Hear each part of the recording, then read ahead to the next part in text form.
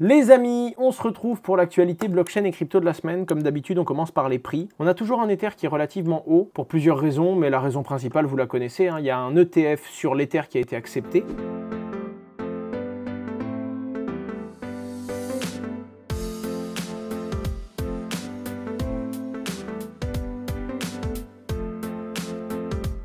Il n'est pas encore possible d'acheter ce produit sur les marchés financiers, donc il n'y a pas encore d'afflux massif sur l'Ether, mais je vous rappelle que quand BlackRock avait demandé ce produit sur Bitcoin, il a commencé à exploser, et quand le produit a été accepté en février, Bitcoin a tapé son plus haut record à 74 000 $ et quelques, donc naturellement quand ça a été accepté sur Ether, même chose. Maintenant, est-ce que ça va pousser l'Ether à la hausse, et est-ce qu'il va franchir un nouveau record? C'est ce que certains pensent, c'est le but, mais pour l'instant le produit n'a pas encore été mis sur le marché, et même si ça a été accepté, maintenant il va falloir que ce soit fait, et ça va prendre encore un petit peu de temps. MTGOX, qui est une grosse plateforme d'exchange qui a fait faillite en 2013 et dont les bitcoins des clients avaient disparu, ils ont été retrouvés depuis, mais pour faire très simple, des milliers de personnes ont perdu beaucoup de bitcoins quand cette plateforme a fait faillite, et ces bitcoins ont été saisis par la loi. Aujourd'hui, ils ont déplacé 141 000 bitcoins, ça fait du pognon les amis, hein, ça fait du pognon, ça fait approximativement 10 milliards de dollars. Évidemment, c'est particulier, et il y a deux gros moods qui se dégagent de ce mouvement. La première chose, c'est déjà ils envoient des morceaux de 30-35 000 $, donc 2 milliards de dollars à chaque fois sur plusieurs adresses inconnues. Bon, il y en a certains qui ont eu peur en se disant adresse inconnue, est-ce que c'est un nouveau hack ou un nouveau problème? D'autres se sont dit tant mieux, parce que là où à la base FTX rembourse les gens à la valeur en dollars de leur compte à l'époque, le mieux c'est de se faire rembourser en bitcoin, surtout quand t'as perdu tes bitcoins en 2013, hein, si vous voyez ce que je veux dire. T'as perdu des bitcoins qu'on t'a forcé à ne pas pouvoir vendre car on te les avait volés, et on va te les rendre en 2024 quand le truc il est tout en haut de sa valeur, quoi. Donc il y a des gens, ils vont littéralement, s'ils se font rembourser leur bitcoin, recevoir une fortune.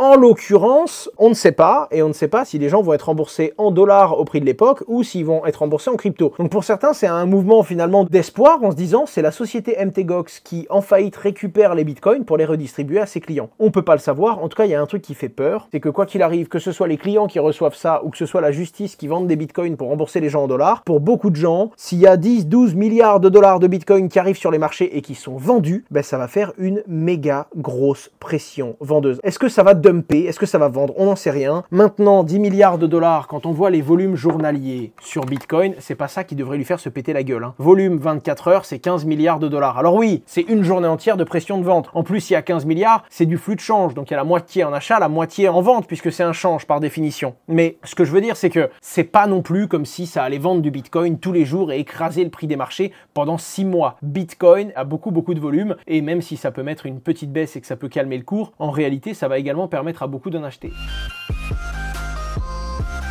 Le procès de Do Kwon, pour faire simple, apparemment ils ont fait un settlement avec la SEC, hein. Qu'est-ce qu'un settlement? La SEC t'attaque. Elle dit que tu n'avais pas le droit de faire ça, que tu le mérites ou non. D'ailleurs, où que tu sois dans le monde, hein, que tu sois en Corée, que tu sois en France, en Europe, peu importe, généralement, quand il y a un gros scandale financier, les Américains t'attaquent en disant que « Ah mais oui, mais tu t'es adressé aux utilisateurs américains. Ah mais oui, mais en fait, tu t'es adressé de près ou de loin au dollar américain. » Donc en gros, c'est nous qui vont te juger, nous qui vont décider si tu vas faire de la prison ou pas, et c'est à nous que tu vas payer une amende. Parce que nous sommes les États-Unis d'Amérique et que nous décidons comment le monde fonctionne. Tout ça pour dire que du coup, ils ont fait un settlement. Ils mettent une amende de 5,3 milliards de dollars au fondateur. Je ne sais pas du tout comment il peut payer 5,3 milliards de dollars. Le mec, il a peut-être 3, 4, 500 millions. Sur cette somme, 4,7 milliards sont demandés pour restitution des bénéfices et intérêts. Il n'a pas pu générer, enfin, je ne sais même pas comment c'est possible. En plus de cela, 100 millions de dollars sont demandés pour sanctions personnelles et 420 millions de dollars d'amende pour l'entreprise Terraform Labs. Je ne sais pas du tout comment ils peuvent s'en sortir. Il y avait une plaidoirie prévue le 29 mai, mais ils n'ont pas été tenir la plaidoirie puisqu'apparemment, la Security Exchange Commission a communiqué sur le fait qu'ils auraient trouvé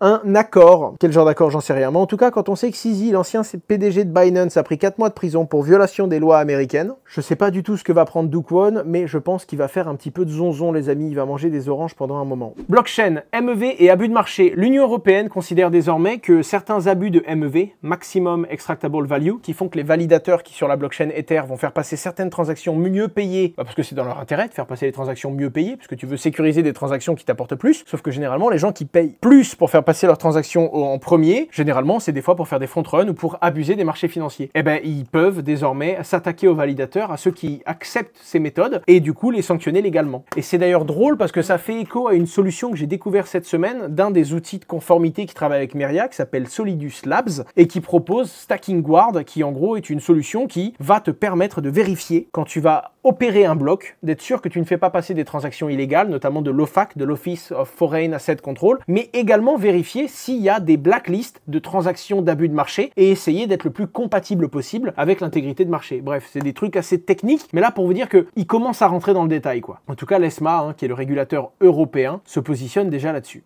Les amis, les Ledger livrent enfin ces Ledger Stacks. J'en avais fait gagner 10 sur Twitch il y a plus d'1 an. On va enfin les recevoir et on va enfin pouvoir les envoyer. Ils ont galéré, pour faire très simple, sur cet écran incurvé qui était vraiment hardcore à maintenir, mais ils ont fini par le faire. C'est stylé à voir si l'UX suit. Ouais, je suis d'accord avec toi. J'ai hâte de l'avoir en main. On en parlera en live évidemment, je le testerai en live évidemment. Ça a l'air sympa, je vois trop l'interface à la Kindle, ça a l'air cool. Ils ont expliqué pourquoi leur retard, et pour le coup ce sont des vrais retards techniques, parce qu'ils ont galéré avec l'écran, il n'y a pas de magie, hein. Ils ont vraiment galéré avec l'écran. Ethereum vise le premier trimestre 2025 pour le déploiement du hard fork Prague Electra. Bon, c'est une très grosse mise à jour qui considère 5 EIP, alors 4 pour l'instant. EIP, c'est Ethereum Improvement Proposal, qui en gros sont des mises à jour. Dans ces mises à jour, il y en a 4 qui sont déjà confirmées. Pour faire très simple, les gars, je vais vraiment au plus simple, parce que je présume qu'il y en a beaucoup ici dans le chat qui en ont rien à cirer. Ça permettra d'apporter des Ethers en stacking plus facilement, mais également d'en retirer plus facilement. Ça va permettre d'augmenter le nombre d'Ethers qu'il y a sur un seul validateur. Aujourd'hui, c'est 32 Ethers par validateur sur Ethereum. On va passer à 2048. Ça va multiplier par 64 le nombre d'Ethers qu'on peut mettre sur un validateur, ce qui devrait augmenter la résilience globale du réseau. Et ensuite, ça va faciliter les attestations. En gros, les validateurs s'échangent des attestations entre eux pour valider que le travail a bien été fait sur le réseau. Pour l'instant, c'est un travail qui est trop laborieux, qui est trop lourd et donc qui coûte trop cher, que ce soit en frais, que ce soit en scalabilité pour le réseau, donc ils vont le simplifier. La particularité, c'est que c'est une grosse mise à jour, donc c'est un hard fork. Ils savent pas s'ils vont le faire en une fois, en 2 fois. Bref, c'est une très grosse mise à jour, mais elle aura lieu début 2025.